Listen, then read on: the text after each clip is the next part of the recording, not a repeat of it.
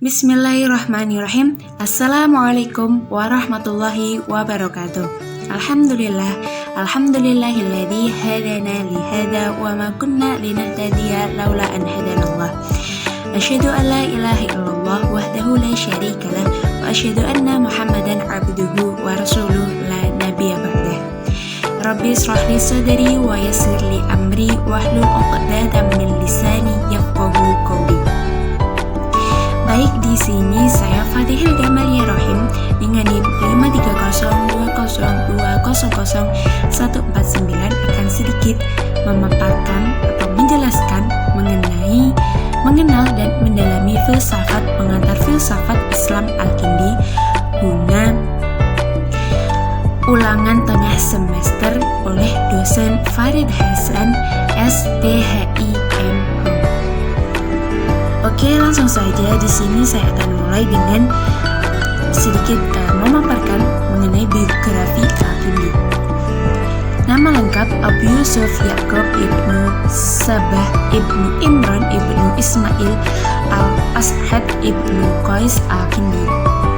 Lahir di Kufah tahun 801 Masehi pada masa Khalifah Harun Ar-Rasyid 786 sampai 809. Al-Kindi banyak menerjemahkan buku filsafat karena diyakini Al-Kindi menguasai secara baik bahasa Yunani dan Syria, bahasa induk filsafat saat itu. Berkat kelebihan dan reputasinya dalam filsafat dan keilmuan, beliau diangkat sebagai penasihat dan guru istana pada masa Khalifah Al-Muqtasim dan Al-Wasik. Al-Kindi meninggal di Baghdad 873 Masehi. Menurut Atiyah, Al-Kindi meninggal dalam keadaan sendirian dan kesunyian dan hanya ditemani kerabat dekatnya. Al-Kindi meninggalkan banyak karya tulis, setidaknya ada 270 buah karya tulis yang teridentifikasi dan dapat diklasifikasikan menjadi 17 kelompok. Di antaranya adalah filsafat, logika, ilmu hitung, globular, musik, astronomi, geometri, spherical, medis, astrologi, dialektika, psikologi, politik, meteorologi, besaran, ramalan, logam, dan kimia. Kita lanjut. Filsafat ilmu menurut Al-Kindi. Menurut Al-Kindi, filsafat ilmu adalah ilmu pengetahuan tentang yang benar, secara umum memutuskan pada penjelasan tentang metafisika dan studi tentang kebenaran. Pemikiran Al-Kindi cukup besar dan mendasar terutama di bidang filsafat, fisika, metafisika, epistemologi, dan etika. Ia mempertemukan antara filsafat dan agama. Filsafat Al-Kindi adalah membahas soal Tuhan dan agama menjadi dasar filsafatnya. Al-Kindi adalah orang pertama yang memperkenalkan filsafat di dunia Islam.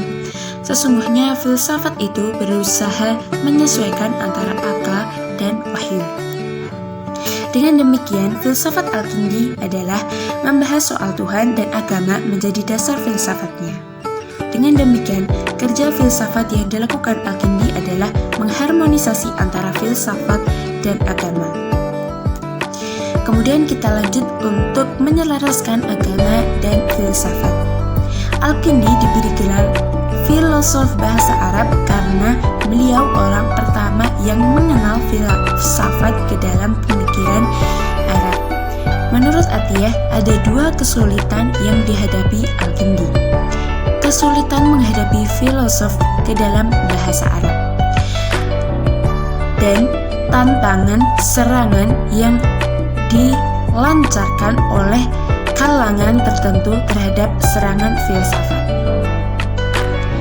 Untuk mengatasi kesulitan pertama, Al-Kindi melakukan yang pertama, menerjemahkan secara langsung ke dalam bahasa Arab.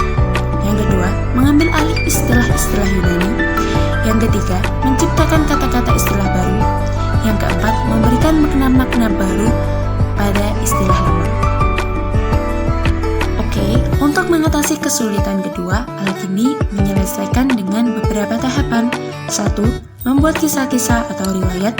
2. Menyatakan bahwa kebenaran bisa datang dari mana saja. Yang ketiga, menyatakan bahwa filsafat adalah suatu kebutuhan. Yang keempat, menyatakan bahwa tujuan dari agama dan filsafat adalah sama.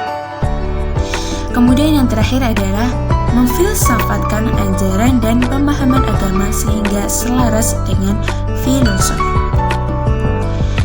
Oke, untuk kesimpulannya adalah Al-Kindi adalah filosof pertama dalam Islam yang menyelaraskan antara agama dan filsafat.